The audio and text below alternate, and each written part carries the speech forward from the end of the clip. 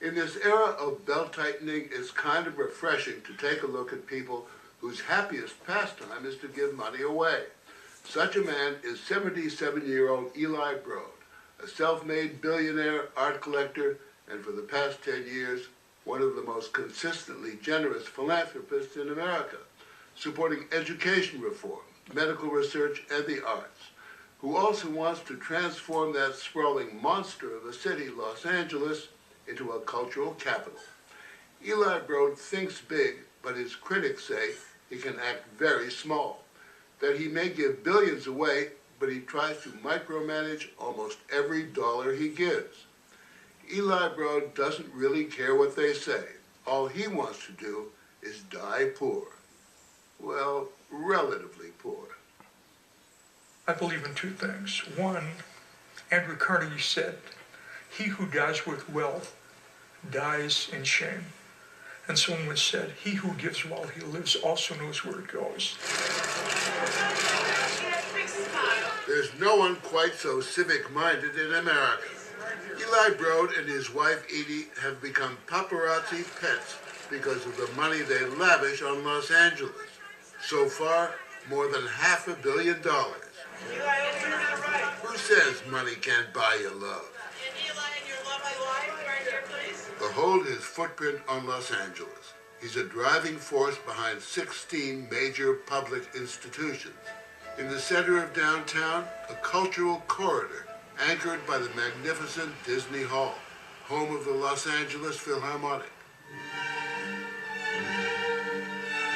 Next to it, the home of the Los Angeles Opera, the Museum of Contemporary Art, the High School for the Performing Arts, and the School of Music. In Greater Los Angeles, 3 scientific research centers, a theater, an art center, and another contemporary art museum. He puts his name on almost all of them. You've said that your sense of being a wealthy man actually increased the more you gave money away. I think it's true.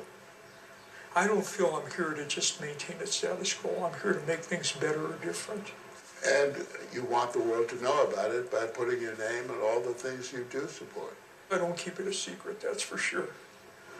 Broad took us to Grand Avenue. This is quite a vista, which he plans to transform into a vibrant city center rivaling New York's Museum Mile. Disney Hall, designed by Frank Gehry, almost did not get built.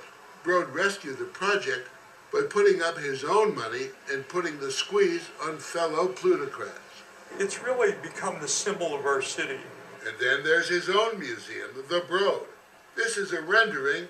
It's still a parking lot, but it will eventually hold his $1.6 billion art collection. How much is this going to cost? Something approaching $1 billion? More. More? More. We were interrupted by an Angelino driving by. Eli, buy the Dodgers! Buy the Dodgers! Eli, buy the Dodgers. You could be the George Steinbrenner of Los Angeles. No. I've got enough on my plate.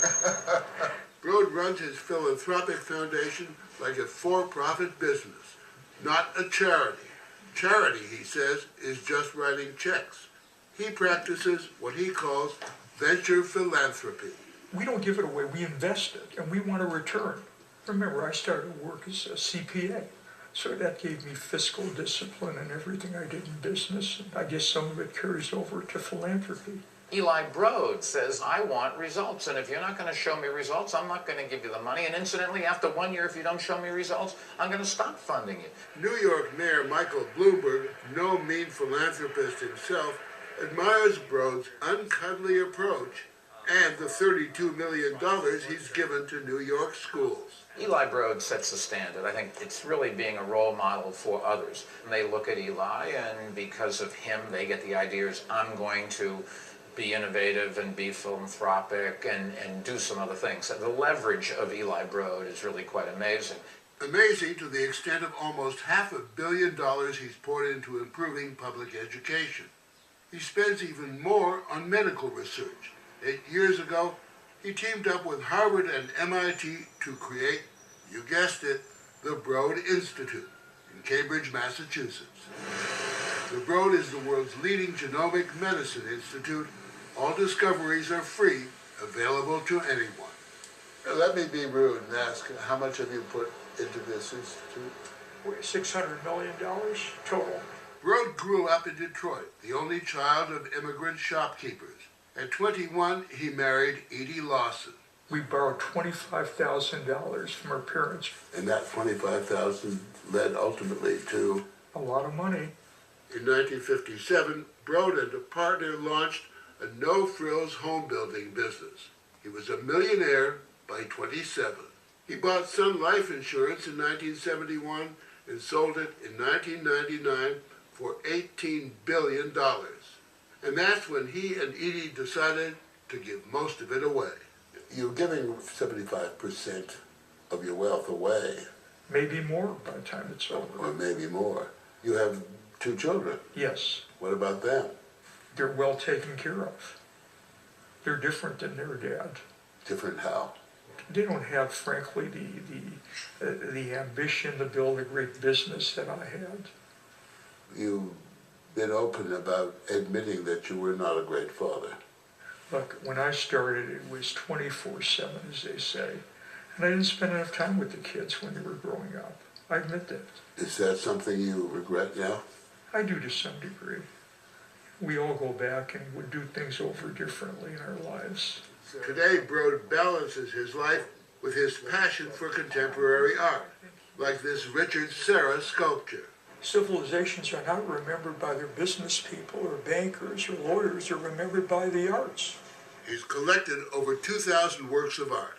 Unlike most collectors, almost all of Broad's art is available for loan to museums. He loaned these pieces to the LA County Museum of Art and threw in a $50 million building to house them.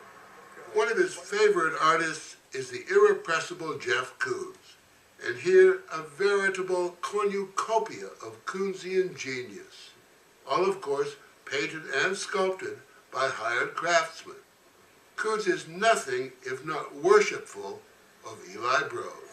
You know, Morley and Eli, I just have to say, standing here, what a fantastic location. I mean, look at the natural light that's coming in on these works. It's just a tremendous gallery.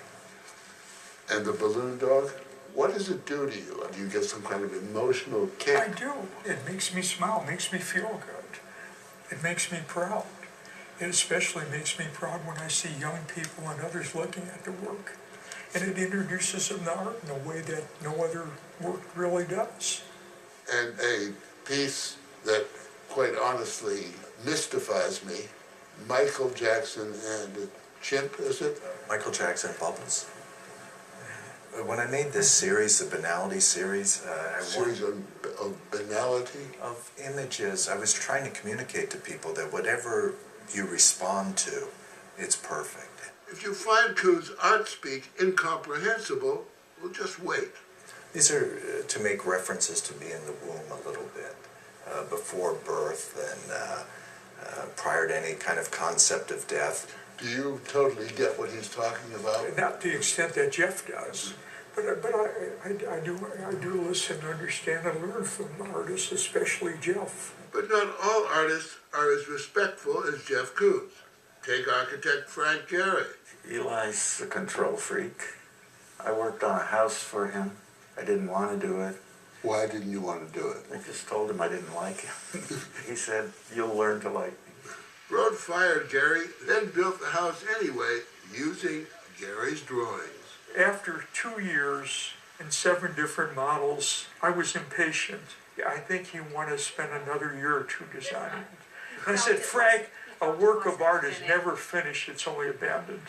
They worked together again 3 years later to build Disney Hall. And once again, Broad fired Gehry. But he had to eat humble pie when the Disney family insisted that he hire Gehry back. We did it. We built it. We weren't friends. You made your peace with him at the same time I won't do a project for him, that's true. Eli's middle name is Strings Attached. Eli Strings Attached Broad.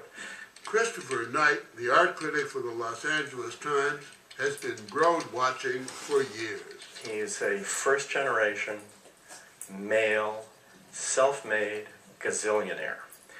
And people in that category typically believe, and with good evidence, that they know how to make something a success. And that can be a problem. With science, Broad leaves the details to the experts. But when he dangles his money and his art in front of most major museums in LA, he sees himself as the expert. And if they don't play, he won't pay. Well, I'm a perfectionist, and on things I know something about, I do get involved. We've talked to a number of people who say that you can turn into a bully. I don't think I'm a bully, but on the other hand, I'm not a potted plant either. No, I'm sure you're not a potted plant, but these people who say some pretty unkind things about you will not talk publicly. They clearly are scared of you. I don't know why they're scared of me. Well, because you're a rich guy and therefore a powerful guy, and you've got a temper. I've got strong views on things. But even your good friend Frank Gehry says Eli can be a real pain in the ass. I can understand why Frank could say that, because I am impatient, and patience has its limits. Number one, it's his money, and you don't have to take it, so I'm sympathetic with that. Eli is not a micromanager as much as he has ideas on how you can make society better, and he's devoting his own money to doing it. Kind of hard to argue with that he doesn't have the right to do it, and you don't have to play the game if you don't want to. When you've got one 800-pound gorilla in the room, you're scared to death of the guy. Everybody does want something from Eli, and since he is the biggest game in town, nobody wants to alienate him. I just appreciate you all so much. Just watch this crowd at the recent gala for the Los Angeles Museum of Contemporary Art, which Broad bailed out 2 years ago for $30 million. It was a scrum of culture vultures, fashion victims, and art victims, dealers and collectors, a night when skinniness was next only to godliness, when philanthropy and social climbing, self-aggrandizement and greed dissolved into one gigantic air kiss, all under the benevolent eye of that feared and admired dictator, Eli Broad. Beyond the altruistic part of it, ego plays a part in this. Oh, absolutely. A desire to be loved. A desire to be respected. I'm not doing these things to become the most popular person in the city. I want to be the most respected person. We left him on the roof of his art foundation, this fully contented man, this master of all he surveys. What's this at the very end here? I know what this is. What is it? It's Bigfoot. It is Bigfoot. And who is the biggest foot in Los Angeles right now? I don't know. I don't think so.